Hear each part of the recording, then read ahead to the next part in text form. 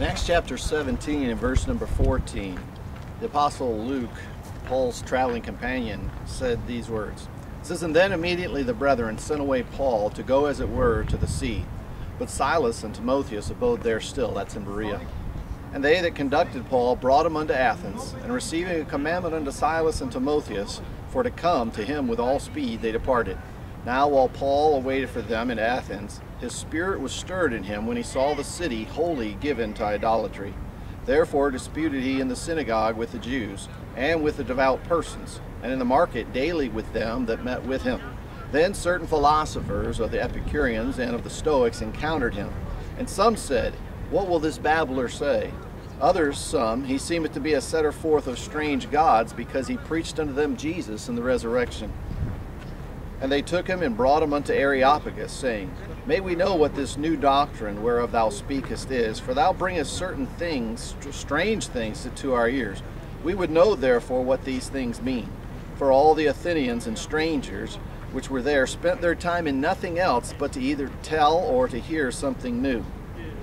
Then Paul stood in the midst of Mars Hill and said, Ye men of Athens, I perceive that ye are in all things too superstitious.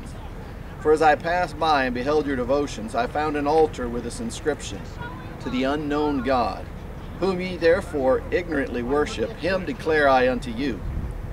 God that made the world and all things therein, seeing that he is Lord of heaven and earth, dwelleth not in temples made with hands, neither is worship with men's hands, as though he needed anything. Seeth he giveth to all life and breath and all things.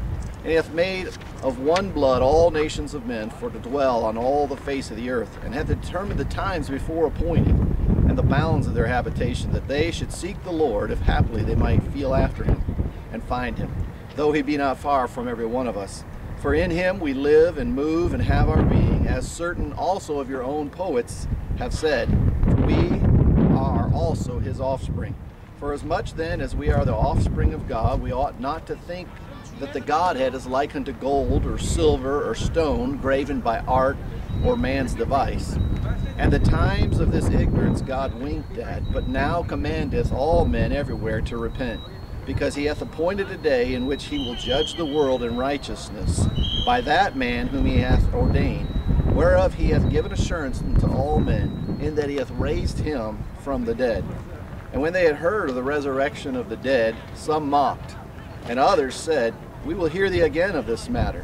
So Paul departed from among them. Howbeit certain men clave unto him and believed, among the which was Dionysius the Areopagite, and a woman named Damaris, and the others with him. After these things, Paul departed from Athens and came to Corinth.